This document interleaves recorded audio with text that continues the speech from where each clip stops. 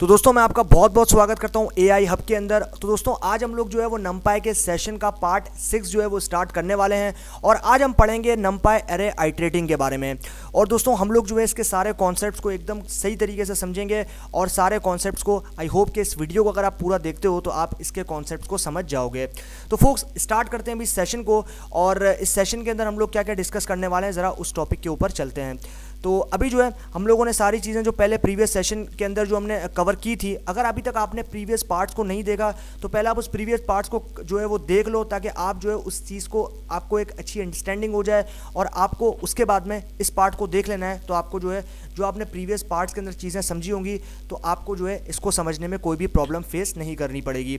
तो अभी हम लोग स्टार्ट करते हैं हमारे टॉपिक को, जो कि आज का हमारा टॉपिक है नमपाई एरे आइटरेटिंग। तो ये आ गया हमारे पास नमपाई एरे आइटरेटिंग। तो फोक्स आइटरेटिंग, सबसे पहले आइटरेटिंग होता क्या है। अब दोस्तों अगर हमें किसी एरे के अंदर एक सीक्वेंशियल बेसिस के ऊपर अगर हमें किसी नंबर्स को अलाइन करना हो तो हम उस चीज़ को आइटरेटिंग बोलते हैं। जैसे आप देख रहे हो यहाँ पे कि iterating means going through elements one by one as we deal with the multi dimensional array in NumPy we can do this using basic for loop of Python. We iterate on a 1D array, it will go through each element one by one। तो focus अभी हम लोग क्या कर सकते हैं, अभी हम लोग जो है वो आइटरेटिंग के थ्रू किसी भी एलिमेंट के सीक्वेंस को मेंटेन रख सकते हैं। मतलब मान लो कि यहाँ पर आप जो ये एरे देख रहे हो ये एक सिंगल डायमेंशनल एरे है। अभी आप ये सिंगल डायमेंशनल एरे के अंदर आपके पास जो है वो 3 वैल्यू यहाँ पर प्रेजेंट है, जो कि आपके पास देख रही है 1, 2 और 3। तो ये जो है ये एक सीक्वेंस के अंदर है। मतलब ऐसा नहीं है कि यहाँ पर 2 जो है वो 1 के पहले है या फिर 3 जो है वो 2 के बाद है, तो ऐसा नहीं होना चाहिए। मतलब यहाँ पर आप जो है एक सीक्वेंस लेके चल रहे हो तो उस सीक्वेंस को जो है हम लोग कहते हैं यहाँ पर आइटरेटिंग। और हम लोग जो है इसके इंडेक्स को भी जो है वो सीक्वेंस के अंदर ला सकते हैं। मतलब एक सीक्वेंस बना सकते हैं इसके इंडेक्स का, हमें पता चल सके कि कौन सी वैल्यू किस पे जो है किस वैल्यू पे बेसिकली इंडेक्स है।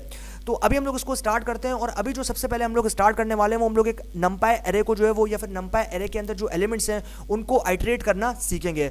तो सिंपली आप यहाँ पर देख सकते हो कि यहाँ पर जो है मैं सबसे पहले नमपाई को इंपोर्ट कर सकता हूँ और मैं इंपोर्ट करूँगा उसके एलियास के साथ में, जो कि हमारे पास यहाँ पर एनपी। तो यहाँ पर मैं सिंपली लिख दूंगा इंपोर्ट नमपाई एज एनपी। उसके बाद में मुझे यहाँ पर एक ऑब्जेक्ट बनाना पड़ेगा। तो ये ऑब्जेक्ट जो है मैंने यहाँ पर सिंपली बना लिया। उसके बाद में मैं क्या करूँगा, यहाँ पर मुझे यहाँ पर एक मेथड को यूज़ करना पड़ेगा जिसके थ्रू मैं एरे को बना सकता हूँ। तो वो एरे वो जो मेथड है मेरे पास वो कौन सा है, मेरे पास यहाँ पर numpy डॉट एरे। तो numpy डॉट एरे मेथड के थ्रू मैं यहाँ पर एक सिंगल डायमेंशनल एरे, तो आप यहाँ पर देख रहे हो एक सिंगल डायमेंशनल एरे जो है मैंने यहाँ पर क्रिएट कर लिया है। उसके बाद मैं यहाँ पर एक फॉर लूप पास करूँगा। तो सबसे पहले समझ लेते हैं फॉर लूप होता क्या है। अब यार देखो फॉर लूप जो है ना बेसिकली रिपीटेशन का काम करता है किसी भी एरे के एलिमेंट्स के साथ में। अब ऐसे हम लोग क्या कर सकते हैं, मान लो कि आप जो है एक एग्जाम्पल के साथ मैं आपको समझाता हूँ कि मान लो कि आप जो है एक मग से किसी बाल्टी को भर रहे हो, तो पानी से आप उस बाल्टी को जब तक भरोगे जब तक वो फुल नहीं हो जाती। अगर वो फुल हो जाएगी तो उसके बाद अगर आप उसको भरते हो तो पानी जो है वो नीचे गिरना शुरू हो जाएगा। तो इसी तरीके का जो कॉन्सेप्ट है, फिर इसी तरीके की जो एग्जाम्पल अगर हम रिलेट करें इस फॉर लूप के साथ में, तो इसका जो कॉन्सेप्ट है वो भी कुछ इसी तरीके का है। अब ये आपका यहाँ पे आपको जो है वो 3 वैल्यू यहाँ पर आपको देखने को मिल रही है। पहली आपके पास 1 है, दूसरी 2 है और तीसरी 3 है। तो ये जो फॉर लूप है, आपने यहाँ पर जो x है, ये x जो है ये x तब तक इंक्रीमेंट करेगा वैल्यू को, तब तक एंड वैल्यू नहीं आ जाती। मतलब मान लो कि यहाँ पर जो मैक्सिमम रेंज है वो है 3, मतलब यहाँ पर 3 के बाद कोई वैल्यू नहीं है, ना 4 है ना 5 है। तो ये क्या करेगा, ये अगर मान लो कि मैं यहाँ पर x की वैल्यू जो है वो 0 के बराबर सपोज करता हूँ, तो 0 + 1, तो जो भी वैल्यू मैं यहाँ पर कंसीडर करूँगा x की जगह, वो ऐड होगी इन एलिमेंट्स के अंदर जो कि आपके पास एरे के अंदर एलिमेंट्स प्रेजेंट है, इनसे प्लस होगी। तो यहाँ पर मान लो कि मैं x की जगह 0 को यहाँ पर पुट करता हूँ, मतलब x की जो वैल्यू रखता हूँ मैं वो यहाँ पर 0 रखता हूँ। तो मान लो मैंने x की वैल्यू जो है वो कंसीडर कर ली 0, तो 0 और फिर ये 1, तो 0 + 1 तो कितना हो गया, 0 + 1 1 हो गया। तो ये क्या करेगा, 1 इंक्रीमेंट करेगा। तो अभी ये इंक्रीमेंट करेगा क्योंकि अभी जो है वो हमारी रेंज वाली वैल्यू नहीं है, मतलब फाइनल वैल्यू नहीं आई। ये रुकेगा कब, 3 पे आके रुकेगा। उसके बाद जब हमारे पास ये 1 आ गया, उसके अंदर फिर ये एक और 1 को प्लस करेगा, तो ये एक और 1 प्लस कर देगा, तो ये 2 आ जाएगा। फिर 2 आके 2 के अंदर अभी भी इसको पता है कि हमारे जो है यहाँ पर रेंज कवर नहीं हुई, मतलब ये जो अभी हम लोग रेंज जो है हमारी वो 3 है, अभी एक एलिमेंट बाकी है, फिर हमारी जो रेंज है वो कंप्लीट हो जाएगी। तो उसके बाद ये क्या करेगा, उसके बाद 2 के अंदर जो है ये एक 1 को और जो है वो ऐड कर देगा, और जैसे ही 1 को ऐड करेगा 3 जो है हमारी यहाँ पर फाइनल जो है रेंज हमने दी थी वो यहाँ पर कंप्लीट हो चुकी है। उसके बाद ये क्या करेगा, ये फॉर लूप से बाहर आ जाएगा। तो सिंपली यहाँ पर आप देख सकते हो कि 3 तक यहाँ पर जो वैल्यू है तो ये 3 तक, ये तब तक इंक्रीमेंट करेगा जब तक आपकी रेंज जो है वो फुल नहीं हो जाती। अगर आपकी रेंज फुल हो जाएगी, मान लो कि मैं यहाँ पर 3 की जगह अगर 25 मतलब 1 से लेकर 25 तक अगर मैं देता तो यहाँ पर ये 25 तक इंक्रीमेंट करता रहता, मतलब हर एक जो आपके पास नंबर है उसका जो आंसर आता है उसमें 1 ऐड करता रहता है। मतलब अगर यहाँ पर आप मान लो कि आपके पास 0 आपने ऐड किया 1 के अंदर तो आपके पास 1 आया, फिर उसमें 1 के अंदर 1 ऐड किया, फिर 2 आया, 2 के अंदर 1 ऐड किया, 3 के अंदर 1 ऐड किया। इस तरीके से तब तक इंक्रीमेंट करेगा जब तक हमारे पास यहाँ पर 25 नहीं आ जाता या 25 तक कंप्लीट नहीं हो जाता। तो इसी तरीके से हम लोग जो है यहाँ पर फोर लूप को काम में लेते हैं और ये फोर लूप इसीलिए काम में लेता है। उसके बाद हम लोग जो है सिंपली अपने जो एक्स हमने कंसीडर किया था उसको यहाँ पर हम लोग यहाँ पर सिंपली प्रिंट कर देंगे। तो प्रिंट करेंगे तो हमारे पास जो है वो सिंपली यहाँ पर वैल्यू जो है वो प्रिंट हो जाएगी। तो अभी यहाँ पर आप सिंपली जो है इसका कॉन्सेप्ट आई होप के समझ गए होंगे और आप लोगों को समझ में आएगा किस तरीके से हम लोग आइट्रेशन करते हैं और किस तरीके से फोर लूप के थ्रू हम लोग आइट्रेशन कर सकते हैं किसी भी सिंगल डायमेंशनल या फिर मल्टी डायमेंशनल एरे के साथ में। तो अभी हम लोग चलते हैं यहाँ पे और यहाँ पर हम लोग देखते हैं iterate on each scalar element of the 2D array. तो यहाँ पर आप देख रहे हो कि यहाँ पर हमने जो है वो सिंगल डायमेंशनल एरे के साथ में देखा था, तो अभी हम लोग यहाँ पर जो है एक मल्टी डायमेंशनल एरे के साथ में जो है यहाँ पर हम लोग काम करने वाले हैं। तो सिंपली आप यहाँ पर देख सकते हो कि मैंने एक ऑब्जेक्ट जो यहाँ पर बना लिया है और उसके बाद में उसी मेथड को मैंने यहाँ पर काम लिया जो कि है np.array। और आप यहाँ पर देख सकते हो यहाँ पर सिंगल नहीं बल्कि 2D यानी कि 2 डायमेंशनल एरे को मैंने यहाँ पर काम में लिया है। तो मैंने आपको बताया था पहले प्रीवियस सेशंस के अंदर कि एरे को आप कैसे पहचान सकते हो कि वो एक सिंगल डायमेंशनल एरे है या फिर एक मल्टी डायमेंशनल। तो आप यहाँ पर पैरेंथेसिस देख सकते हो, यहाँ पर जो है वो सिंगल पैरेंथेसिस के अंदर आपके पास कुछ वैल्यूज प्रेजेंट है और यहाँ पर आपके पास जो है वो लिस्ट ऑफ लिस्ट यानी कि लिस्ट इन लिस्ट के अंदर जो है आपके पास यहाँ पर वैल्यूज प्रेजेंट है। तो अगर आपके पास list in list value present होगी तो वो मल्टी डायमेंशनल एरे होगा और अगर आपके पास सिर्फ लिस्ट इन वैल्यू प्रेजेंट होगी तो वो सिंगल डायमेंशनल एरे होगा और अगर आपके पास list in list value present होगी तो वो 3D एरे यानी कि थर्ड डायमेंशन एरे होगा। तो यहाँ पर आप देख सकते हो 2 पैरेंथेसिस है, एक आपके पास ये पैरेंथेसिस है जो कि मेन पैरेंथेसिस है, उसके अंदर आपके पास 2 सिंगल डायमेंशनल एरे है, एक ये सिंगल डायमेंशनल एरे और एक ये सिंगल डायमेंशनल एरे। क्यों सिंगल डायमेंशनल है? क्योंकि यहाँ पर जो है आपको एक एक पैरेंथेसिस देखने को मिल रहा है। तो सिंपली पुट अगर मैं बोलना चाहूँ यहाँ पे तो मैं ये कह सकता हूँ कि ये जो है एक मल्टी डायमेंशनल या फिर 2D एरे है आपके पास यहाँ पे।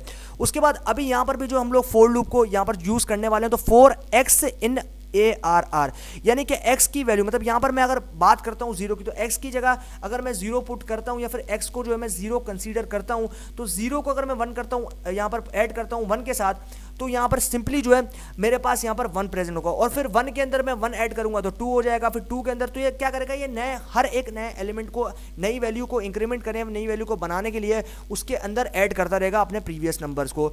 तो इसी तरीके से हम लोग सिंपली फिर जो है यहाँ पर अभी यहाँ पर एक बात जो है वो समझने वाली है। तो यहाँ पर फोर लूप x तो x इन ARR यानी कि जो यहाँ पर जो इस वाले ऑब्जेक्ट में वैल्यू प्रेजेंट है जो AR में जो आपके पास वैल्यू प्रेजेंट है उन वैल्यूज़ के अंदर आप यहाँ पर देख सकते हो कि यहाँ पर जो है आपके पास ये y प्रेजेंट है तो y जो है वो x के बराबर है और यहाँ पर ARR तो ARR जो है यहाँ पर x के बराबर है। तो y जो है वो x के बराबर है और यहाँ पर x जो है वो ARR के बराबर है। तो सिंपली पुट यहाँ पर मैं जो है वो y को प्रिंट कर दूंगा और मेरे पास जो वैल्यू है वो प्रिंट हो जाएगी। उसके बाद अभी हम लोग यहाँ पर देखते हैं तो आइट्रेटिंग द 2D एरेज। तो अभी हम लोगों ने देखा कि आइट्रेटिंग हम लोग किस तरीके से कर सकते हैं। तो सिंपली पुट मैंने यहाँ पर एक ऑब्जेक्ट बनाया और यहाँ पर मैंने जो है वो एक 2D जो एरे है उसको मैंने यहाँ पर डाल दिया है। तो यहाँ पर 2D एरे यानी कि 2 डायमेंशनल एरे जो है यहाँ पर मेरे पास प्रेजेंट है और सिंपली पुट मैं यहाँ पर जो है 4x इन ARR तो यहाँ पर फोर लूप को मैंने लिया है और ये तब तक इंक्रीमेंट करेगा जब तक यहाँ पर रेंज कंप्लीट नहीं हो जाती। तो रेंज हमने कहाँ तक है, यहाँ तक है हमारी 6 तक रेंज है, ठीक है। तो इसी तरीके से हम लोग जो है यहाँ पर काम कर सकते हैं। उसके बाद सिंपली पुट यहाँ पर मैं आ जाता हूँ और यहाँ पर हम लोग देख सकते हैं इन अ 3D array it will go through the all the 2D array. तो सिंपली यहाँ पर मैं देख सकता हूँ कि यहाँ पर मैंने एक ऑब्जेक्ट बनाया और यहाँ पर अभी हम लोग देख रहे हैं कि यहाँ पर हम लोग 3D एरे यानी कि आपके पास मैंने बताया था कि 3 पैरेंथेसिस होंगे तो वो 3D यानी कि 3 डायमेंशनल एरे आपके पास यहाँ पर प्रेजेंट होगा।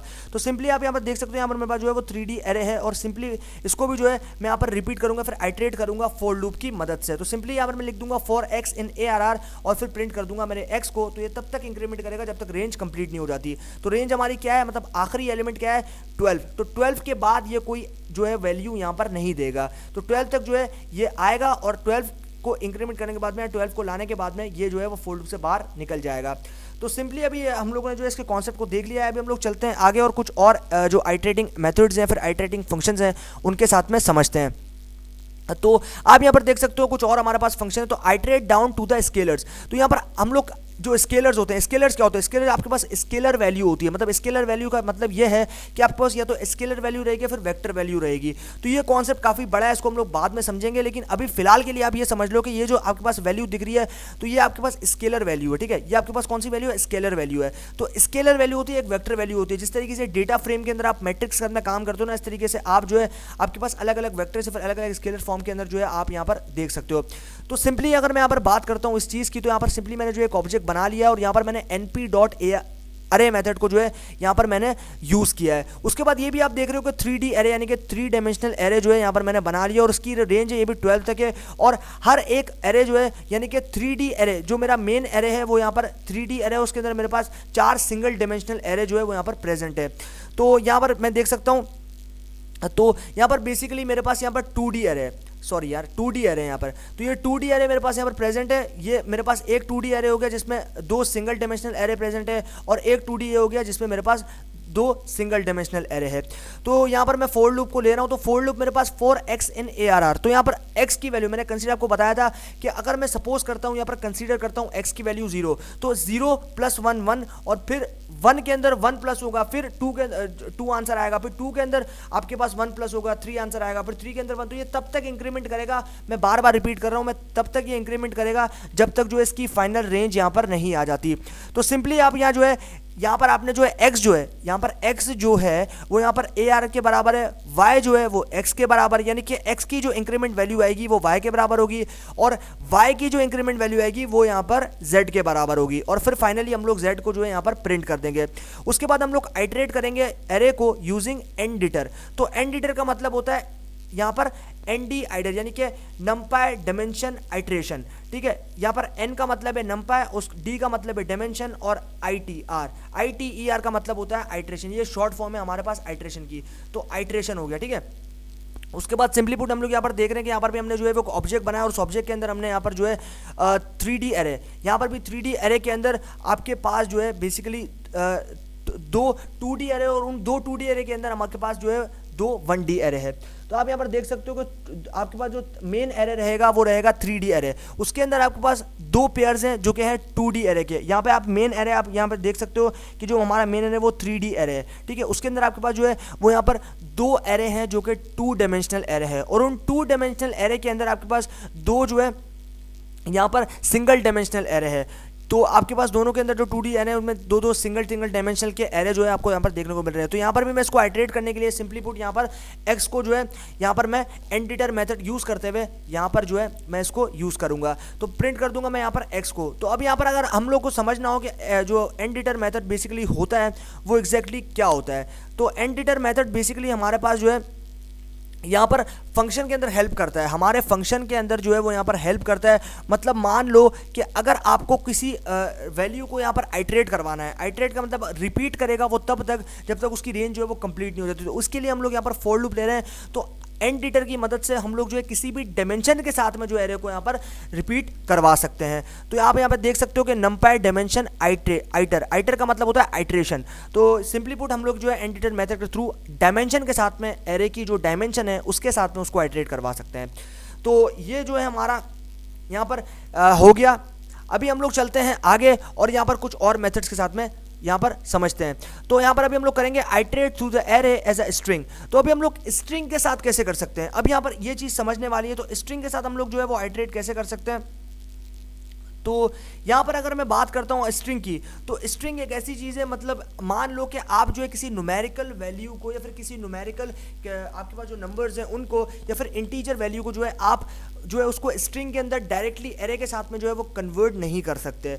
आपको जो है यहाँ पर बफर्ड मेथड को जो है वो यूज़ करना पड़ेगा और आपको यहाँ पर फ्लैग्स देने पड़ेंगे। फ्लैग्स क्या होता है, फ्लैग्स एक बफर्ड मेथड है जिसको वो एक्सट्रीब्यूट करता है।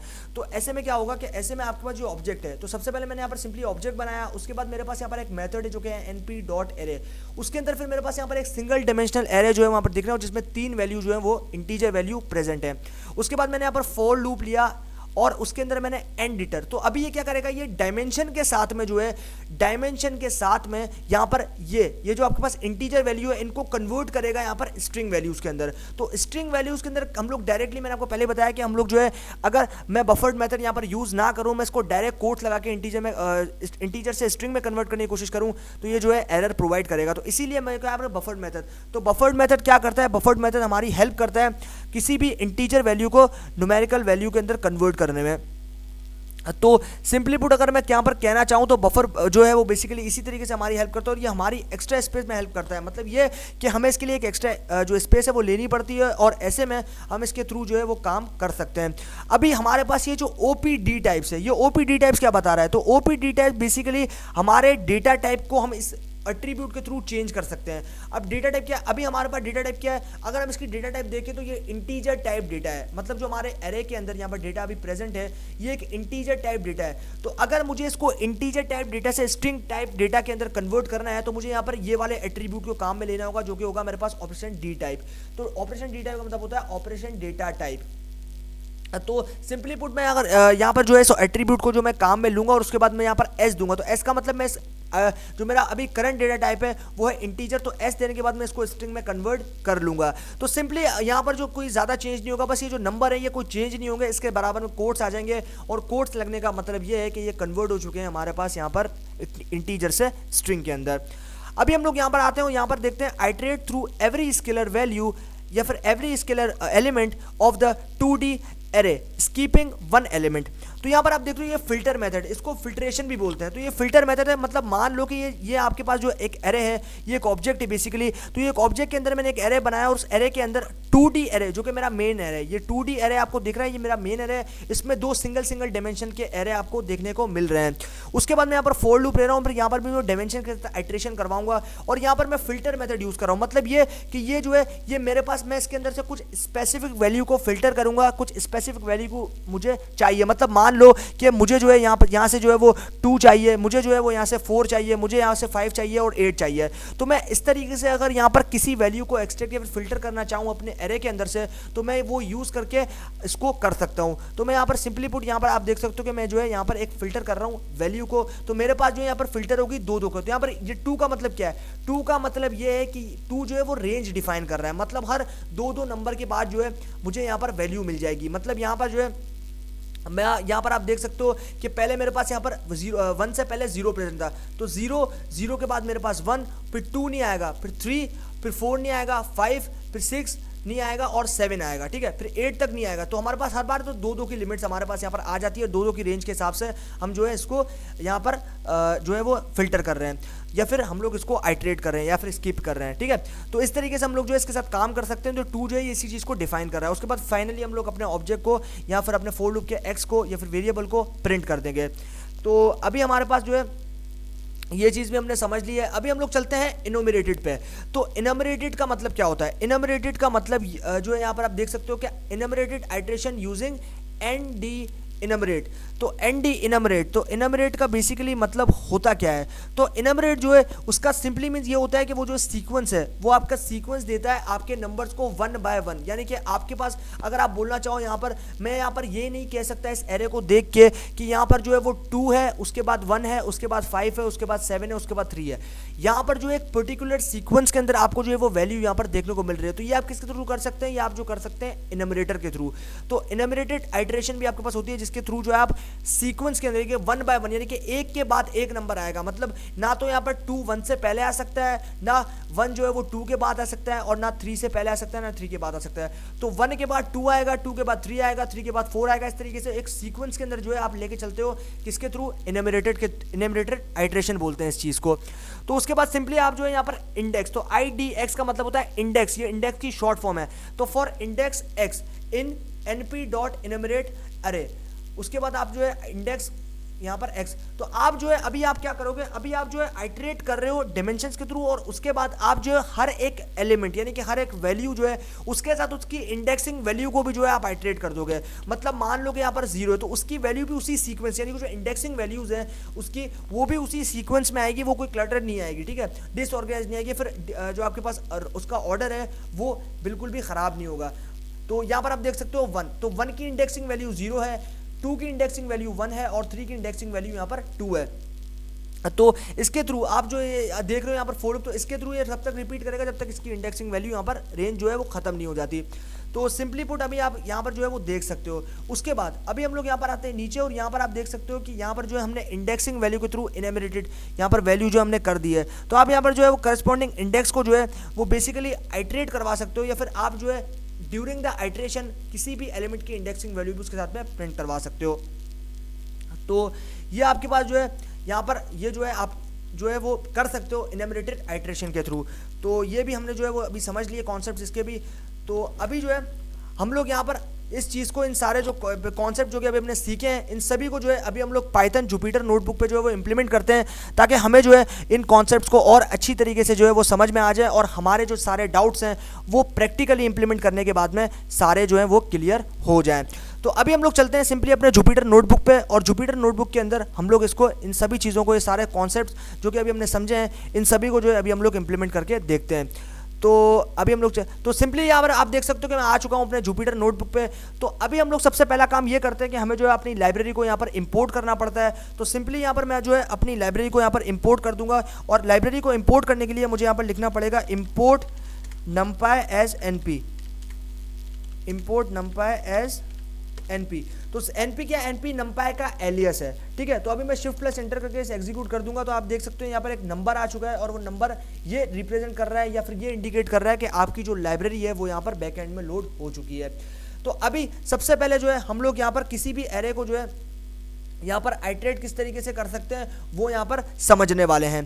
तो सबसे पहले हम लोग यहाँ पर आइट्रेशन देखेंगे। तो हमने सबसे पहले यहाँ पर एक ऑब्जेक्ट बना लेना है। तो यहाँ पर हमने एक ऑब्जेक्ट बना लिया जिसको मैंने नाम दे दिया ARR। उसके बाद मैं यहाँ देखूंगा np.array, एरे मेथड को यूज़ करना पड़ेगा क्योंकि मैं एक एरे के साथ में जो है वो काम कर रहा हूँ। और उसके बाद में मैं यहाँ पर कुछ रैंडम सी वैल्यू दे दूंगा, जैसे 1 2 3। तो यहाँ पर मैंने कुछ रैंडम सी जो है यहाँ पर वैल्यूज प्रोवाइड कर दी हैं। उसके बाद में जो है यहाँ पर एक फॉर लूप लेना पड़ेगा जो कि वैल्यू को इंक्रीमेंट करेगा तब तक जब तक उसकी रेंज जो है यहाँ पर ख़त्म नहीं हो जाती। तो यहाँ पर मैं ले लूँगा फॉर x इन मेरे ऑब्जेक्ट ARR। उसके बाद मुझे यहाँ पर एक कोलन देना पड़ेगा।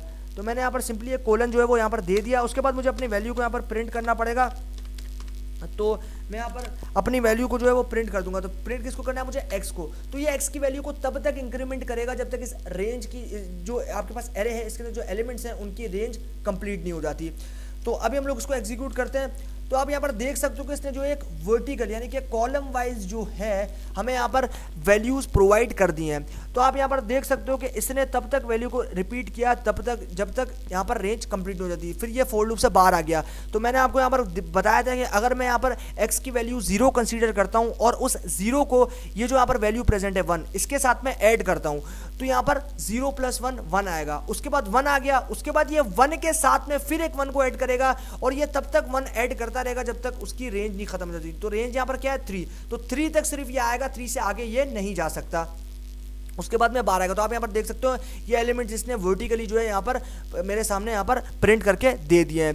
तो ये हो गए हमारे पास यहाँ पर आइट्रेशन। और अभी हम लोग चलते हैं यहाँ पर और अभी हम लोग 2D आइट्रेशन यानी कि 2 डायमेंशनल आइट्रेशन को यहाँ पर 2D जो एरे है उसको हम लोग किस तरीके से आइट्रेट कर सकते हैं वो देखेंगे। तो सिंपली पुट यहाँ पर मैं एक ऑब्जेक्ट बना लूँगा दोबारा से और यहाँ पर जो है मैं यहाँ पर लिख दूंगा np.array मेथड। तो np.array मेथड तो आपको हर हाल में यूज़ करना ही पड़ेगा क्योंकि np.array मेथड जो है वो काफ़ी इंपॉर्टेंट है। अब यहाँ पर आप ऊपर देख सकते हो कि मैंने ऊपर जो है यहाँ पर सिंगल डायमेंशनल एरे, तो सिंगल डायमेंशनल एरे लिया था, लेकिन यहाँ पर जो है मैं यहाँ पर मल्टी डायमेंशनल या फिर 2 डायमेंशनल एरे को जो है यहाँ पर काम में ले रहा हूँ। अभी यहाँ पर जो है मैं सिंपली यहाँ पर कुछ वैल्यूज़ जो है वो प्रोवाइड कर दूंगा और उसके बाद में हम लोग जो है इन एरेज के अंदर काम करेंगे। तो यहाँ पर मैं सिंपली पुट यहाँ पर मैं कुछ वैल्यूज़ प्रोवाइड कर दूंगा। ओके, तो यहाँ पर मैंने कुछ वैल्यूज़ जो है वो प्रोवाइड कर दी हैं और उसके बाद में अभी मैं क्या करूँगा, अभी मुझे फॉर लूप लेना पड़ेगा ताकि मैं अपनी इन वैल्यूज़ को इंक्रीमेंट कर सकूँ तब तक जब तक उनकी रेंज ख़त्म नहीं हो जाती। तो यहाँ पर मैं फॉर लूप ले चुका हूँ। उसके बाद में मुझे इस एरे को प्रिंट करना पड़ेगा। तो सिंपली मैं जो है यहाँ पर x को प्रिंट कर दूँगा।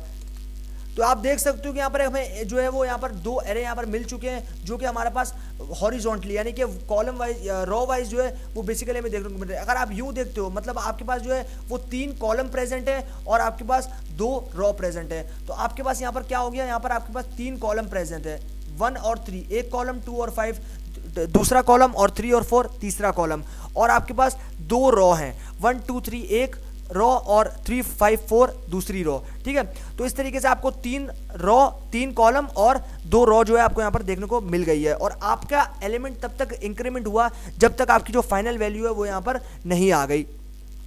तो ये हो गया हमारे पास कि हम किस तरीके से जो है वो 2D एरे को यहाँ पर जो है वो आइट्रेट कर सकते हैं।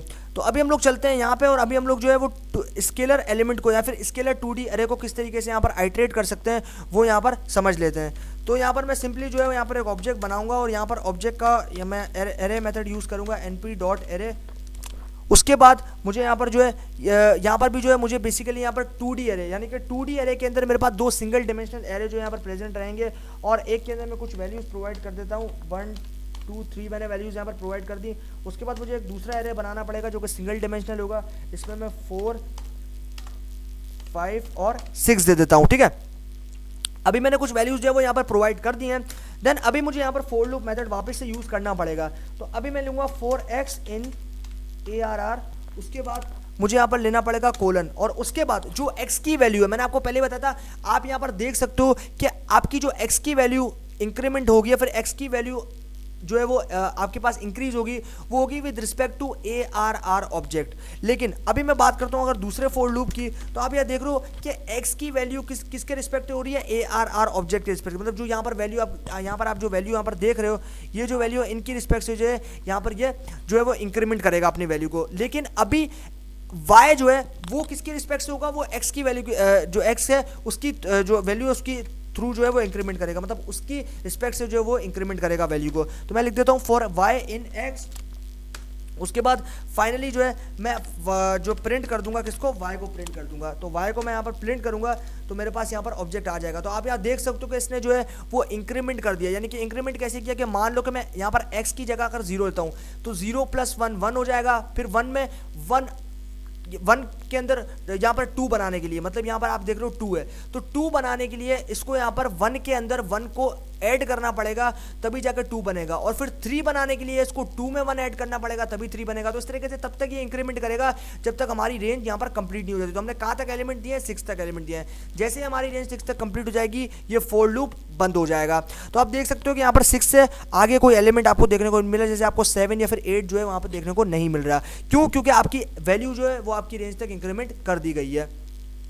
अभी हम लोग जो है यहाँ पर चलते हैं और अभी हम लोग यहाँ पर आइट्रेट करेंगे 3D एरे को। तो 3D एरे को आइट्रेट करने के लिए सबसे पहले मुझे यहाँ पर क्या करना पड़ेगा, मुझे जो है यहाँ पर एक ऑब्जेक्ट बनाना पड़ेगा, और मैं यहाँ पर सिंपली पुट एक ऑब्जेक्ट यहाँ पर जो है वो बना लेता हूँ। तो यहाँ पर मैं ऑब्जेक्ट बनाता हूँ और मुझे एरे मेथड को यूज़ करना पड़ेगा, और एरे मेथड को मैं यहाँ यूज़ करूँगा।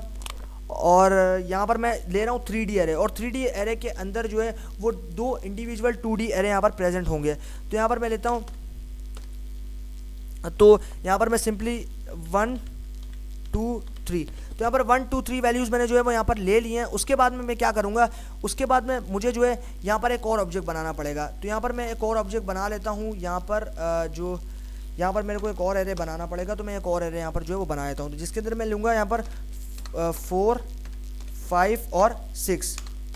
ठीक है, यहाँ पर मैंने एक और लिया जिसमें मैं वैल्यूज़ लिए यहाँ पर 4 5 6। ठीक है, तो ये एक एरे मेरा यहाँ पर हो गया। उसके बाद मुझे यहाँ पर जो है एक दूसरा एरे यहाँ पर क्रिएट करना पड़ेगा जो कि होगा मेरे पास यहाँ पर डबल डायमेंशन। तो उसके बाद यहाँ पर मैंने जो है वो एरे यहाँ पर ले लिया है। उसके बाद में अभी मैं क्या करूँगा, अभी मैं यहाँ पर वैल्यूज़ दे दूँगा। तो मैं देता हूँ 7 8 और 9।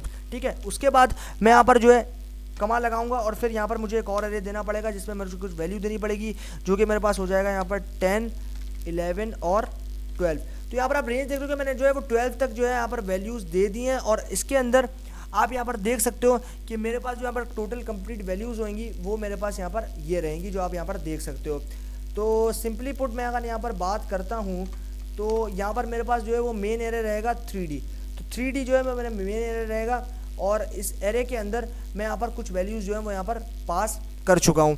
तो अभी मैं जो है यहाँ पर से वापस से फॉर लूप लूँगा, और फॉर लूप के अंदर मैं यहाँ पर जो है फॉर लूप लेता हूँ। तो 4x इन ARR, 4x इन ARR जो कि मेरा ऑब्जेक्ट है, और इसके अंदर मैं प्रिंट कर दूंगा मेरे पास यहाँ पर x को।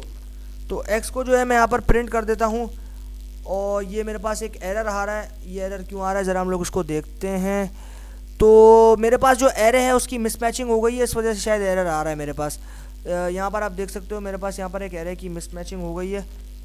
Okay great. तो अभी जो है हम इसको एग्जीक्यूट करते हैं, तो दोबारा से अनएक्सपेक्टेड इंडेंटेशन बता रहा है। तो मैंने यहाँ पर बहुत सारा जो है वैल्यू इंडेंट कर दिया है, इसीलिए शायद इंडेंटेशन बता रहा है। ठीक है, ओके अभी हम लोग इसको एग्जीक्यूट करते हैं। तो अभी भी जो है ये एक एरर दे रहा है। तो अभी ये एरर क्यों दे रहा है इस चीज़ को हम ज़रा थोड़ा समझते हैं। ओके फोक्स, तो अभी आप यहाँ पर देख सकते हो कि यहाँ पर हमारे पास एक एरर आ रहा था, तो वो एरर जो है अभी यहाँ पर जा चुका है। तो अभी आप यहाँ पर देख सकते हो कि यहाँ पर जो है आपके पास मेन एरे है वो 3D एरे है, उसमें आपके पास 2D एरे के अंदर दो सिंगल डिमेंशनल एरे जो है आपके पास यहाँ पर प्रेजेंट है।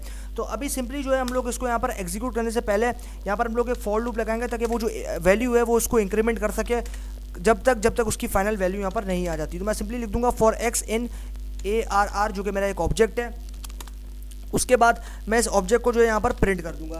तो यहाँ पर मैं जो इस ऑब्जेक्ट को प्रिंट कर रहा हूँ, यहाँ पर मैं प्रिंट x लिख दूंगा। तो देन फिर जो है मैं यहाँ पर एग्जीक्यूट करता हूँ, और यहाँ पर आप देख सकते हो कि यहाँ पर जो है हमारे पास यहाँ पर एक मेन एरे है जो कि 2D एरे है, और उनके अंदर आपके पास 4 सिंगल डिमेंशनल एरे मिल रहे हैं। ये आपके पास एक सिंगल डिमेंशनल हो गया, ये दूसरा, ये तीसरा और ये चौथा। और जो मेन एरे है आपके पास उसके अंदर जो है आपका यहाँ पर 2D एरे है, यानी कि 2 डिमेंशनल एरे जो है आपको यहाँ पर देखने को मिल रहा है।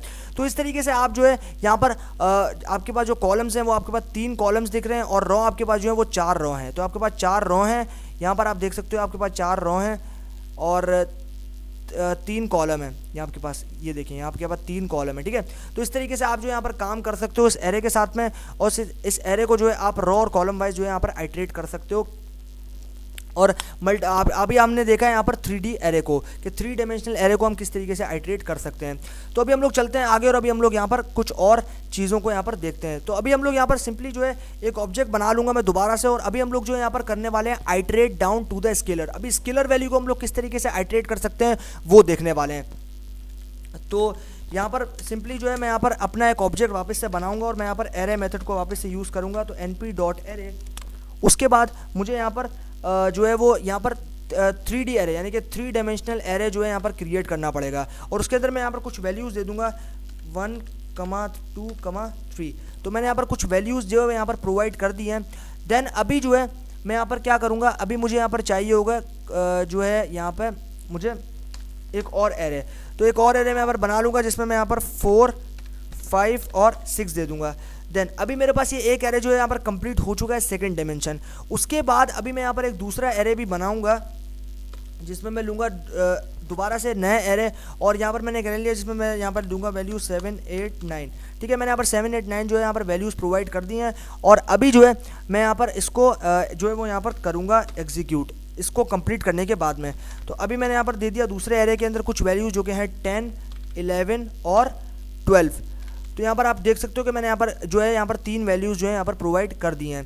तो अभी हम लोग क्या करेंगे कि अभी हमें जो है यहाँ पर 3D एरे, तो यहाँ पर अब हमारे पास जो है 2D एरे, यहाँ पर 3D एरे बनाने के लिए मुझे जो है सिंपली यहाँ पर मुझे एक प्रॉब्लम नज़र आ रहा है। तो यहाँ पर मैं देता हूँ एक एरे को। ओके, तो अभी जो है मेरा एरे यहाँ पर फाइनली कंप्लीट हो चुका है, और अभी मैं इसको एग्जीक्यूट करके देखता हूँ। तो यहाँ पर मेरे पास एक जो है वो एरर आ रहा है। अभी देखते हैं इसको ये एरर क्यों आ रहा है। तो यहाँ पर मैंने जो है कोई प्रॉब्लम कर ओके तो जैसा कि आप यहाँ पर देख सकते हैं कि मैंने जो है यहाँ पर सक्सेसफुली एक एरे को जो है यहाँ पर क्रिएट कर लिया है। और अभी आप लोग यहाँ पर देख सकते हैं कि हमारे पास जो मेन एरे है वो 3D है, और 3D के अंदर हमारे पास 2 जो है वो सिंगल डायमेंशनल एरे के अंदर आपके पास 4 जो है वो यहाँ पर 2D एरे, यानी कि 2D 2 आपके पास 2D एरे है किसके अंदर 3D एरे के अंदर। मेन एरे है आपके पास 3D एरे, और जिसके अंदर आपको 2 डायमेंशनल एरे, और उन 2 डायमेंशनल के आपके पास जो है वो 2 सिंगल डायमेंशनल एरे यहाँ पर देखने को मिल रहे हैं। तो अभी आप यहाँ पर सिंपल पुट देख सकते हो कि भाई हम जो है यहाँ पर अभी इसके अंदर जो है स्केलर वैल्यूज़ को यहाँ पर आइटरेट करने वाले हैं।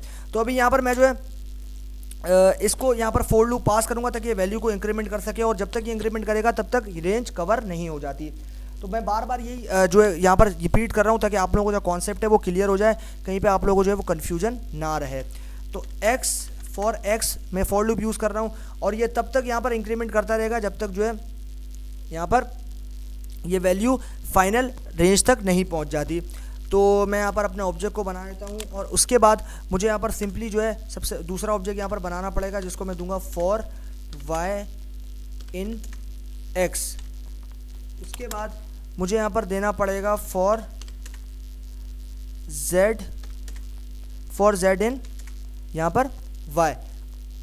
तो यहाँ पर ये आपके पास आ गया। उसके बाद फाइनली हम लोग जो है यहाँ पर इस चीज़ को प्रिंट कर देते हैं। लेकिन प्रिंट करने से पहले हम एक चीज़ यहाँ पर समझ लेते हैं। तो आप यहाँ पर देख सकते हो कि भाई x, तो x जो है वो यहाँ पर इन वैल्यूज़ के, मतलब जो मेरा ऑब्जेक्ट है a आ रहा है, इसके अंदर जो वैल्यू प्रेजेंट है उनको एक वैल्यू जो इंक्रीमेंट करेगा, और जो इंक्रीमेंटेड वैल्यू है x की वो जाएगी आपके पास y के अंदर, और फिर y की अंदर इंक्रीमेंट होगी, और जो y की इंक्रीमेंटेड वैल्यू है वो जाएगी x के अंदर, सॉरी z के अंदर, और फिर फाइनली z को जो हम लोग यहाँ पर प्रिंट कर देंगे।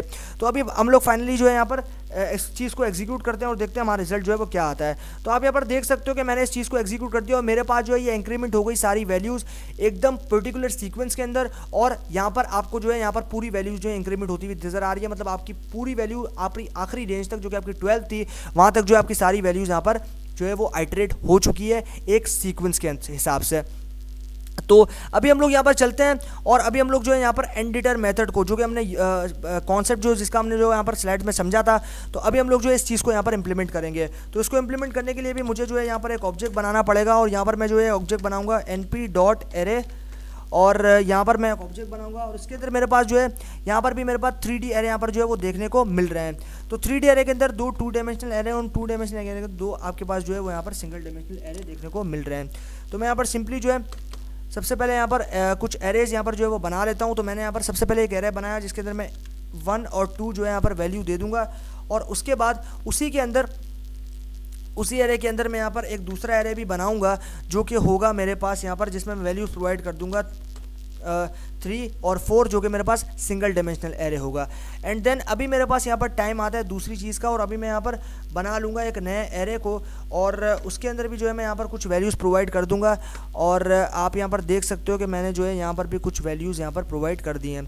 तो अभी जो है मैं यहाँ पर इसको प्रिंट करने से पहले इसको पहले मैं चेक कर लूँगा कि मेरे एरे जो है वो सही से बन गए हैं। उसके बाद फिर हम लोग इसको प्रिंट करके इसका रिज़ल्ट देखेंगे कि किस तरीके से हमारा जो एरे है वो हमारे साथ में यहाँ पर काम कर रहा है। तो अभी सिंपली आप यहाँ पर देख सकते हो कि अभी जो है मैं यहाँ पर एक और एरे बनाऊंगा जो कि मेरे पास होगा यहाँ पर 7 और 8, जिसमें वैल्यू प्रेजेंट रहेंगी। और अभी मैं यहाँ पर एक और एरे ले लूँगा जिसके अंदर मेरे पास यहाँ पर वैल्यूज़ रहेंगी। ओके, तो ये मेरे पास जो है एरे मेरे यहाँ पर बन चुका है। तो अभी जो है मैं सिंपली यहाँ पर फॉर लूप लूँगा ताकि मैं इस वैल्यू को इंक्रीमेंट कर सकूँ। तो फॉर लूप मुझे हर बार लेना पड़ेगा नए वैल्यू को आइटरेशन। तो आइटरेशन के अंदर आपको फॉर लूप का जो है कॉन्सेप्ट क्लियर होना काफ़ी ज़रूरी है। मैंने आपको कॉन्सेप्ट बता दिया कि फॉर लूप बेसिकली होता क्या है, तो इसका कॉन्सेप्ट आपको क्लियर होना काफ़ी ज़रूरी है, तभी जो है आप यहाँ पर किसी भी एरे को जो है यहाँ पर आइटरेट कर पाओगे। तो अभी मैं जो है अपने ऑब्जेक्ट को जो कि मैंने बनाया था इसको मैं आइटरेट कर दूँगा, और यहाँ पर मैं जो है इसको प्रिंट कर दूँगा। तो प्रिंट करूँगा मैं किसको, एक्स को प्रिंट करूँगा मैं। तो अभी हम लोग इसको प्रिंट करते हैं। तो यहाँ पर हमारे पास एक एरर वापस से आ गया है, देखने को मिल रहा है। तो अभी हम लोग के पास ये एरर क्यों आया है, हम ज़रा इस एरर को जो है वो यहाँ पर देख लेते हैं। तो यहाँ पर आप देख सकते हो कि मैंने जो एक एरे है बेसिकली जो पैरेंथेसिस है वो मिस कर दिया था, इस वजह से यहाँ पर जो है वो आपको एरर देखने को मिल रहा है। तो अभी हम लोग जो है सिंपली इसको यहाँ से रिमूव करेंगे और अभी हम लोग जो है इसका रिजल्ट देख लेते हैं। तो अभी वापस से यहाँ पर एक एरर यहाँ पर मुझे देखने को मिल रहा है। तो ये एरर बेसिकली यहाँ पर ये 2D एरे को यहाँ पर बता रहा है कि यहाँ पर जो एरे है आपका वो कम्प्लीटली इनक्रप्टेड एरे है। तो यहाँ पर आप देख सकते हो कि मेरे पास 3 वैल्यू इस एरे के अंदर प्रेजेंट है, और इसके अंदर बेसिकली ये एरर आ रहा क्यों है, हम ज़रा इस एरर को समझते हैं। सो फोक्स मेरे पास जो ये एरे था इसके अंदर बेसिकली मैंने जो इसके एरे के जो मेरे पास डायमेंशंस थे या फिर जो मेरे पास सीक्वेंस थे वो मैंने थोड़ा सा इसके अंदर गलत लिख दिया था। तो इस वजह से जो है ये प्रॉब्लम यहाँ पर आपको देखने को मिली, जो एरर जो है हमें देखने को मिल गया। तो फाइनली अभी ये सेट हो चुका है। तो अभी हम लोग जो है इसको एग्जीक्यूट करते हैं और देखते हैं कि हम लोग किस तरीके से जो है यहाँ पर एक 3D एरे को भी जो है यहाँ पर आइटरेट कर सकते हैं विद द डायमेंशंस।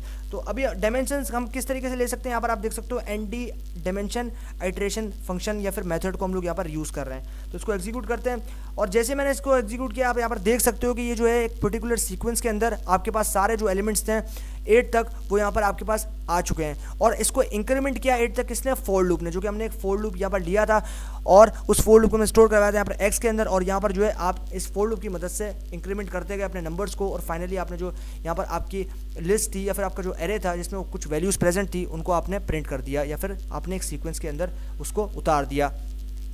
तो अभी हम लोग यहाँ पर चलते हैं और अभी हम लोग कुछ और मेथड्स को यहाँ पर देखते हैं। तो अभी हम लोग ने देखा था स्लाइड्स के अंदर कि किस तरीके से हम लोग जो है यहाँ पर किसी भी अरे को, यानी कि किसी भी इंटीजर वैल्यू या फिर किसी भी इंटीजर अरे को या फिर किसी भी अरे को जिसके अंदर कोई इंटीजर वैल्यू प्रेजेंट है, तो उसको हम लोग किस तरीके से स्ट्रिंग के अंदर कन्वर्ट कर सकते हैं। तो ये मेथड करने के लिए भी हमें यहाँ पर एक ऑब्जेक्ट बनाना पड़ेगा सिंपली, और अभी मैं यहाँ पर एक ऑब्जेक्ट बना लेता हूँ और इसके अंदर जो है मैं यहाँ पर np.array मेथड को यूज़ करूँगा। और np.array मेथड को यूज़ करने के बाद में मुझे यहाँ पर एक एरे को पास करना पड़ेगा। तो मैं यहाँ पर एरे की कुछ वैल्यूज़ दे देता हूँ। तो अभी आप यहाँ पर देख सकते हो कि मेरे पास एक सिंगल डायमेंशनल एरे है और उस एरे के अंदर यहाँ पर आपके पास जो है वो इंटीजर वैल्यू यहाँ पर प्रेजेंट है। तो अभी मैं क्या करूँगा कि अभी मुझे जो यहाँ पर एक फॉर लूप लेना पड़ेगा और यहाँ पर मैं फॉर लूप लूँगा और फॉर लूप के अंदर मैं लूँगा फॉर एक्स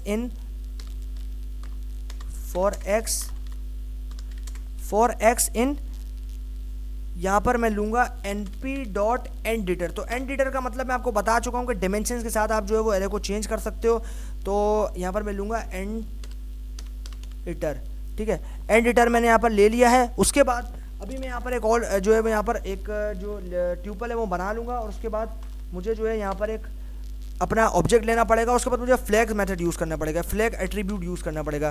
तो मैं फ्लैग्स एट्रीब्यूट यहाँ पर यूज़ करूँगा और उसके अंदर मुझे बफर्ड करना पड़ेगा। तो बफर्ड का मतलब क्या है, बफर्ड क्या करता है, बफर्ड जो है मैंने आपको एग्जांपल दी थी कि आप जो है आपके प्रेजेंट एरे, मतलब ये जो आपका प्रेजेंट एरे यहाँ पर आपको दिख रहा है, ये जो आपका एरे है इसके अंदर आप डायरेक्टली जो है कोड लगा के अपने इंटीजर वैल्यू को स्ट्रिंग के अंदर कन्वर्ट नहीं कर सकते, आपके पास जो है वो एरर आएगा। तो बफर्ड मेथड जो है हमारी मदद करता है, फिर बफर्ड जो है हमारी मदद करता है इस काम को कंप्लीट करने के लिए। हमें जो है किसी भी डायमेंशंस के साथ में जो एरे होता है उसको किस तरीके से इंटीजर से या फिर उसकी डेटा टाइप को किस तरीके से हम लोग चेंज कर सकते हैं और किस तरीके से अगर कोई इंटीजर है तो उसको हम लोग जो है यहाँ पर स्ट्रिंग बना सकते हैं और जो स्ट्रिंग है तो उसको इंटीजर बना सकते हैं। तो सिंपली पुट मैं यहाँ पर लिख दूंगा बफर्ड, और जैसे मैं यहाँ पर बफर्ड मेथड लिख दूंगा और बफर्ड मेथड को लिखने के बाद मैं यहाँ पर लिख दूंगा बफर्ड मेथड। ओके ग्रेट, तो बफर्ड मेथड मैंने जो है वो यहाँ पर लिख दिया है। उसके बाद मुझे यहाँ पर क्या करना पड़ेगा, मुझे यहाँ पर जो है ऑप टाइप, तो ऑप टाइप क्या मतलब ऑपरेशन टाइप यानी कि डेटा टाइप, क्या आप किसी भी इस मेथड इस एट्रीब्यूट के थ्रू किसी भी डेटा की टाइप को डिफाइन कर सकते हो। तो मुझे यहाँ पर स्ट्रिंग में इस इंटीजर को कन्वर्ट करना है, अगर मुझे किसी और में कन्वर्ट करना हो तो फ्लोटिंग में तो मैं फ्लोट देता, एफ देता, अगर मुझे किसी और में कन्वर्ट करना होता तो मैं किसी और का यहाँ पर जो है वो सिंबल दे देता। उसके बाद मुझे यहाँ पर क्या करना पड़ेगा, ऑप डेटा टाइप को यूज़ करना पड़ेगा और मैं लिख दूंगा ऑप डेटा टाइप। उसके बाद सिंपली पुट मैं यहाँ पर जो है इज इक्वल टू लेके और फिर यहाँ पर मैं कोड के अंदर यहाँ पर एक एस लिख दूंगा। देन अभी जो है मैं यहाँ पर कोलन लूँगा एंड देन प्रिंट कर दूंगा इस फाइनल एरे को और मेरे पास जो है मेरी वैल्यू कन्वर्ट हो जाएगी इंटीजर से यहाँ पर स्ट्रिंग के अंदर। तो फोक्स आप लोग यहाँ देख सकते हो कि यहाँ पर जो मेरी वैल्यू है वो यहाँ पर स्ट्रिंग से जो है वो इंटीजर के अंदर यहाँ पर कन्वर्ट हो चुकी है। और यहाँ पर आप ये सोच रहे होगे कि ये जो है बेसिकली नंबर की फॉर्म में, लेकिन आपके पास ये जो कोड दिखने, तो कोड ये डिफाइन कर रहे हैं कि ये जो वैल्यू है आपकी, ये बेसिकली आपकी इंटीजर वैल्यू से या फिर इंटीजर डेटा टाइप को आपने कन्वर्ट कर दिया है स्ट्रिंग डेटा टाइप के अंदर और आपने उसको कन्वर्ट किया है यहाँ पर फ्लैग्स एट्रीब्यूट के साथ में एक मेथड आता है जो कि होता है बफर्ड। उस बफर्ड मेथड और यहाँ पर आपने लिखा है ऑप डेटा टाइप, जो कि आपने डिफाइन किया है कि आपको स्ट्रिंग, एस का मतलब होता है स्ट्रिंग डेटा टाइप के अंदर आपको जो है यहाँ पर मेथड्स चाहिए। तो अभी जो है हम लोग यहाँ पर क्या करेंगे, अभी हम लोग यहाँ पर एस्केपिंग यानी कि फिल्ट्रेशन किस तरीके से कर सकते हैं वो मेथड्स यहाँ पर देखेंगे हम लोग। तो अभी हम लोग यहाँ पर देख सकते हैं फिल्ट्रेशन जो हम लोग किस तरीके से यहाँ पर कर सकते हैं। तो सिंपली मुझे जो है यहाँ पर एक ऑब्जेक्ट बनाना पड़ेगा और मैं सिंपली यहाँ पर जो है एक ऑब्जेक्ट बना लेता हूँ। तो मैं यहाँ पर लिखूँगा np.array और उसके बाद मुझे जो है यहाँ पर 2D यानी कि 2 डायमेंशनल एरे को जो है यहाँ पर पास करना पड़ेगा और इसके अंदर मैं कुछ वैल्यूज़ दे दूंगा। जैसे मान लो मैं यहाँ दे देता हूँ 1 3 2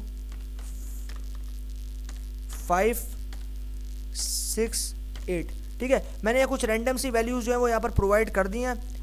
तो यहाँ पर जो है मैंने कुछ रैंडम सी जो वैल्यूज़ हैं वो यहाँ पर प्रोवाइड कर दी हैं। उसके बाद मान लो कि अगर मुझे किसी पर्टिकुलर सीक्वेंस में वैल्यू देनी हो, मान लो कि मैं यहाँ देता हूँ 3, उसके बाद मैं देता हूँ 4, उसके बाद मैं देता हूँ 5, तो इस तरीके से भी मैं जो है वो दे सकता हूँ। तो फिलहाल के लिए अभी मैं यहाँ दे दूँगा और उसके बाद में फिर हम लोग जो है वो चलते हैं आगे और अभी हम लोग यहाँ पर एक और एरे को क्रिएट करेंगे और उसके अंदर जो है मैं यहाँ पर कुछ वैल्यूज़ दे दूँगा जो कि मेरे पास होगी यहाँ पर 5 6 7 और 8।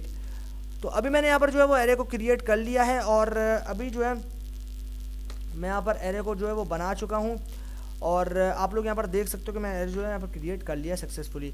अभी मैं क्या करूँगा, अभी मुझे यहाँ पर चाहिए फॉर लूप। तो फॉर लूप का यहाँ पर बार बार यूज़ हम लोग कर रहे हैं, तो फॉर लूप जो है इंक्रीमेंट करने में आपकी हेल्प करता है आपके एरे के अंदर प्रेजेंट वैल्यूज़ को। तो अभी मैं यहाँ पर करूँगा फॉर एक्स इन आपके पास np.end iter मेथड। तो एंड आइटर मेथड आपके पास आ गया, तो उसके बाद आप लिखोगे एन आइटर, उसके बाद आप जो है यहाँ पर उसके बाद आप जो है यहाँ पर अपने ऑब्जेक्ट का नाम दोगे जिसमें हमने एरे को स्टोर करवाया है। उसके बाद आप सिंपली पुट यहाँ पर कोलन दे दोगे एंड देन आपके पास दो अलग अलग कोलन और आएंगे और फिर यहाँ पर आप 2 दे दोगे। 2 किस चीज़ को डिफाइन कर रहा है, 2 आपकी रेंज को डिफाइन कर रहा है कि आपको कितने गैप के बाद कौन सा नंबर चाहिए अपने फिल्टर में। मतलब मुझे अगर कोई स्पेसिफिक वैल्यू उसके अंदर से एक्सट्रैक्ट करनी है, मान लो मुझे 2 चाहिए, 3 चाहिए, 7 चाहिए और 5 चाहिए, तो मैं यहाँ से ले सकता हूँ इस मेथड के थ्रू। तो इस तरीके से हम लोग जो है किसी भी एरे को उसकी डायमेंशन के साथ में उसकी वैल्यू को जो है वो जहाँ पर हम लोग जो है वो फिल्टर कर सकते हैं, एक्सट्रैक्ट कर सकते हैं। तो अभी सिंपली पुट मैं यहाँ पर जो है वो इस चीज़ को प्रिंट कर दूंगा और प्रिंट कर दूंगा मैं यहाँ पर x को। तो यहाँ पर एक एरर हमें देखने को मिला है, तो वो एरर किस चीज़ को डिफाइन कर रहा है हम ज़रा देखते हैं इस चीज़ को। तो आपके पास यहाँ पर एक एरे आया है और वो एरे क्या बता रहा है, वो एरे क्या कह रहा है भाई, टू मैनी इंडाइसेस फॉर अरे इन 1 डायमेंशनल बट 2 वर इंडेक्स्ड। तो आपके पास यहाँ पर एक प्रॉब्लम आई गई है। सो बेसिकली मेरे पास यहाँ पर एक प्रॉब्लम ये आई कि मेरे पास जो लिस्ट है वो मिसमैच लिस्ट है। मतलब एक लिस्ट के अंदर मैंने जो है यहाँ पर 5 एलिमेंट्स दिए और एक लिस्ट में मैंने 4 एलिमेंट दिए, इस वजह से जो है यहाँ पर मुझे एरर शो कर रहा है।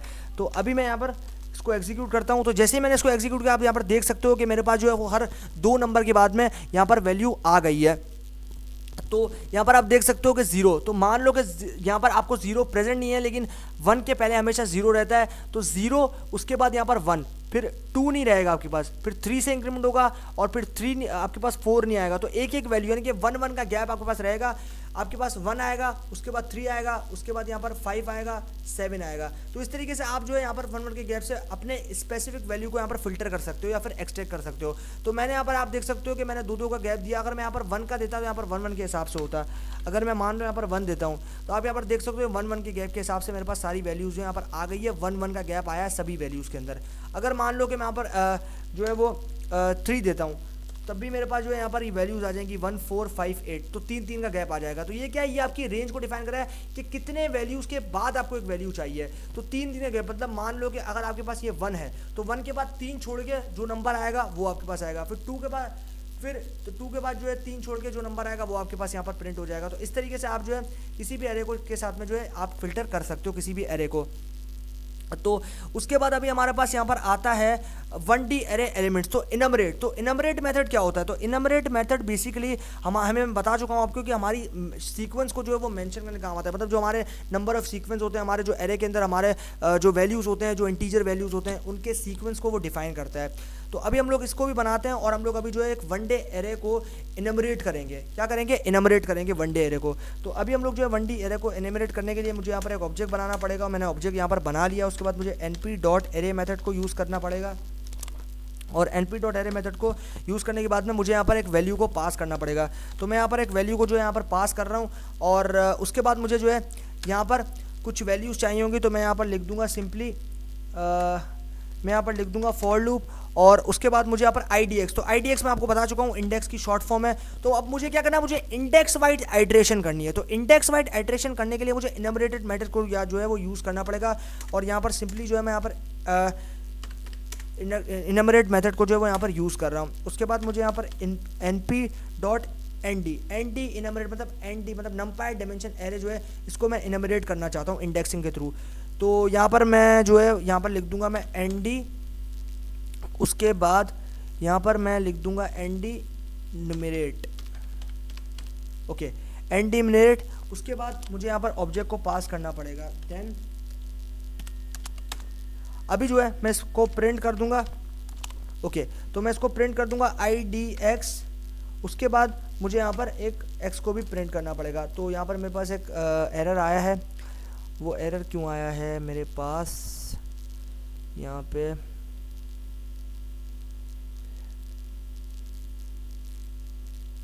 तो यहाँ पे मैंने एक गलती कर दी न्यूमरेट।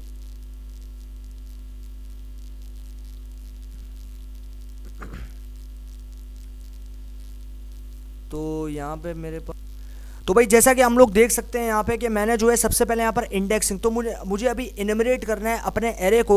तो मुझे इनमरेट करने के लिए इंडेक्सिंग के साथ में मुझे IDX जो कि इंडेक्स की बेसिकली शॉर्ट फॉर्म है, उसको हमें यूज़ करना पड़ेगा और मुझे यहाँ पर यूज़ करना पड़ेगा फॉर लूप को। तो ये भी वैल्यू को जो है वो इंक्रीमेंट करेगा और यहाँ पर इंडेक्स के साथ में, मतलब यहाँ पर इंडेक्स के साथ में मुझे जो है यहाँ पर वैल्यूज़ जो है वो यहाँ पर पोर्ट्रे करके दे देगा। मतलब कौन सी वैल्यू यहाँ पर जो मेरे पास एरे के अंदर जो मेरे पास वैल्यू प्रेजेंट है, उन वैल्यूज़ को कौन सी वैल्यू किस इंडेक्स के ऊपर मैप है वो मुझे यहाँ पर दे देगा। तो अभी मैं फिलहाल इसको एग्जीक्यूट कर देता हूँ जल्दी से। और यहाँ पर आप देख सकते हो कि यहाँ जो 0 है, तो ये जो 0 है ये इंडेक्स नंबर, ये 1 की इंडेक्सिंग वैल्यू है। 2 जो है यहाँ पर, ये जो आपके पास यहाँ पर 2 जो है इसकी इंडेक्सिंग वैल्यू 1 है। 3 जो है इसकी इंडेक्सिंग वैल्यू 2 है। तो आप इंडेक्सिंग के थ्रू भी जो है वो आइट्रेशन कर सकते हो अपने यहाँ पर किसी भी एरे के अंदर प्रेजेंट वैल्यू का। तो इस तरीके से हम जो है यहाँ पर काम कर सकते हैं और आइट्रेशन कर सकते हैं इनमरेट मेथड से। इनमरेट मेथड बेसिकली हमारी इंडेक्सिंग के थ्रू आइट्रेशन करने में हेल्प करता है और हमें जो है यहाँ पर सिंपली हमारा जो आंसर यहाँ पर जो है वो प्रोवाइड कर देता है। तो इस तरीके से आपके पास जो है यहाँ पर बहुत से आइट्रेशन जो है मेथड्स यहाँ पर होते हैं। अभी जो है हम लोग यहाँ पर आइट्रेशन करेंगे इनमरेट मेथड के थ्रू 2D एरे के साथ में। तो अभी सिंपली जो है मैं इसी चीज़ को जो है यहाँ पर सिंपली मैं यहाँ पर कॉपी कर लूँगा और मुझे जो है बस यहाँ पर 2D एरे को बनाना पड़ेगा। और यहाँ पर मैं सिंपली यहाँ पर इसको कॉपी कर लेता हूँ और यहाँ पर जो है इसको पेस्ट कर देता हूँ। तो यहाँ पर मैंने इसको पेस्ट कर दिया और अभी जो है मुझे यहाँ पर 2D एरे बनाने के लिए सबसे पहले मुझे यहाँ पर एक एरे लेना पड़ेगा, एक यहाँ पर लेना पड़ेगा एरे और एक यहाँ पर लेना पड़ेगा। तो मैं यहाँ पर एक एरे ले लेता हूँ और उसके बाद मुझे यहाँ पर कुछ वैल्यूज़ देनी पड़ेगी, 4 की मैं यहाँ पर वैल्यूज़ दूंगा। तो मैं यहाँ पर दे देता हूँ 4 और उसके बाद मुझे जो है यहाँ पर एक और दूसरा एरे बनाना पड़ेगा जिसमें मैं 4 वैल्यूज़ और दूंगा। तो मैं यहाँ दे देता हूँ 5, 6, 7 और 8। तो अभी मैं सिंपली जो है यहाँ पर इसको प्रिंट कर देता हूँ और देखते हैं कि हमारा रिजल्ट जो है वो क्या आता है। तो हमारा रिजल्ट यहाँ पर बेसिकली कुछ आया नहीं, यहाँ पर रिजल्ट जो है वो एरर आया है। तो अभी हम लोग देखते हैं ये एरर क्यों आया है हमारे साथ। तो यहाँ पर मेरे पास 2 एरे है सिंगल डिमेंशन जो कि 4 वैल्यूज़ प्रेजेंट है और यहाँ पर मेरे पास एक और एरे है जिसमें मेरे पास, तो यहाँ पर आप देख सकते हो मैंने कॉमा नहीं लगाया, मैंने यहाँ पर कॉमा नहीं लगाया, इस वजह से एरर आ रहा है। ठीक है, मैं कॉमा लगा देता हूँ और अभी हम लोग एग्जीक्यूट करते हैं। तो जैसा कि भाई आप देख सकते हो यहाँ पे कि हम जो है यहाँ पर 2D यानी कि 2 डायमेंशनल एरे को जो है यहाँ पर मैंने सक्सेसफुली जो है यहाँ पर एग्जीक्यूट कर दिया और यहाँ पर मेरे पास जो है वो यहाँ पर वैल्यूज़ प्रेजेंट हो गई हैं। तो जैसा कि भाई हम यहाँ पर देख सकते हैं कि मेरे पास जो है यहाँ पर कुछ वैल्यूज़ हैं। तो ये आपके पास जो यहाँ पर दूसरा वाला ये जो कॉलम आपको दिख रहा है ये आपकी इंडेक्सिंग वैल्यू को रिप्रेजेंट कर रहा है, ये आपकी इंडेक्सिंग वैल्यू को रिप्रेजेंट कर रहा है और ये आपकी इंडेक्सिंग वैल्यू को रिप्रेजेंट कर रहा है। मतलब ये कि ये जो है ये आपका 0 जो, तो 0 किसकी इंडेक्सिंग वैल्यू है 1 की, 2 की इंडेक्सिंग वैल्यू क्या है 1, 3 की इंडेक्सिंग वैल्यू 2 है, 4 की इंडेक्सिंग वैल्यू 3 है। तो ये वाला जो कॉलम है ये इन नंबर्स, ये जो आपके पास एरे के अंदर प्रेजेंट नंबर्स थे इनकी इंडेक्सिंग वैल्यू को यहाँ पर रिप्रेजेंट कर रहा है। और ये जो क्योंकि आपने यहाँ पर 2D एरे के साथ में एनुमरेट मेथड के थ्रू यहाँ पर आपने जो है बेसिकली जो आपने यहाँ पर एनुमरेट मेथड यूज़ किया है उसके अंदर आपके पास बहुत सारे एरेज थे जो कि 2 डायमेंशन एरे के साथ मैंने काम किया है। तो 4 आपके पास 0 वैल्यूज़ मिलेगी और 4 आपके पास 1 वैल्यू मिलेगी। तो इस तरीके से आप जो है यहाँ पर एनुमरेट कर सकते हो या फिर एनुमरेट मेथड के थ्रू आप आइट्रेशन कर सकते हो with the help of indexing. और इंडेक्सिंग के साथ आप जो है वो किस तरीके से आइट्रेशन कर सकते हो इस एनुमरेट मेथड के थ्रू। तो फोक्स आज का सेशन जो है वो हमारा यहीं तक था और आई होप फोक्स कि आप लोगों को ये सेशन जो है वो काफ़ी इंटरेक्टिव लगा होगा और ये सेशन के अंदर जो भी चीज़ें हमने जो भी कॉन्सेप्ट जो है हमने समझे हैं आपके पास यहाँ पर आइट्रेशन के बारे में वो सारे कॉन्सेप्ट्स आप लोगों को क्लियर होंगे। अगर कोई डाउट हो इसके अंदर तो आप कॉमेंट्स के अंदर मुझे बता दीजिएगा, मैं आपको जो है वो दोबारा से एक्सप्लेन कर दूँगा। तो गाइज आज के लिए अभी तक के लिए हमारा जो ये सेशन रहेगा वो यहीं तक का रहेगा और हमने जो है काफ़ी जो नेसेसरी टॉपिक्स थे इसके अंदर जो आइट्रेशन के अंदर काफ़ी नेसेसरी या फिर इंपॉर्टेंट टॉपिक्स थे जो मोस्ट इंपॉर्टेंट होते हैं जब हम डेटा के साथ एनालिसिस करेंगे तब भी हमें काम में लिए जाएंगे। तो इसलिए अभी इसको जो है आप यहाँ पर समझ लोगे तो आपको आगे जो है वो प्रॉब्लम नहीं होगी। तो फोक्स ये सेशन जो है अभी तक का हमारा यहीं तक का रहेगा और बाकी अभी आगे जो आने वाले सेशंस होंगे उनके अंदर अभी NumPy की हम लोग कुछ और मेथड्स और फंक्शंस को जो है वो डिस्कस करेंगे। तो फोक्स अगर ये वीडियो आप लोगों को अच्छा लगा हो तो इस वीडियो को लाइक और शेयर करना बिल्कुल भी मत भूलिएगा और अपने फ्रेंड्स के साथ इसको शेयर करिएगा ताकि उसकी भी जो है वो हेल्प हो सके। तो अभी तक के लिए दोस्तों इतना ही, गुड बाय फोक्स।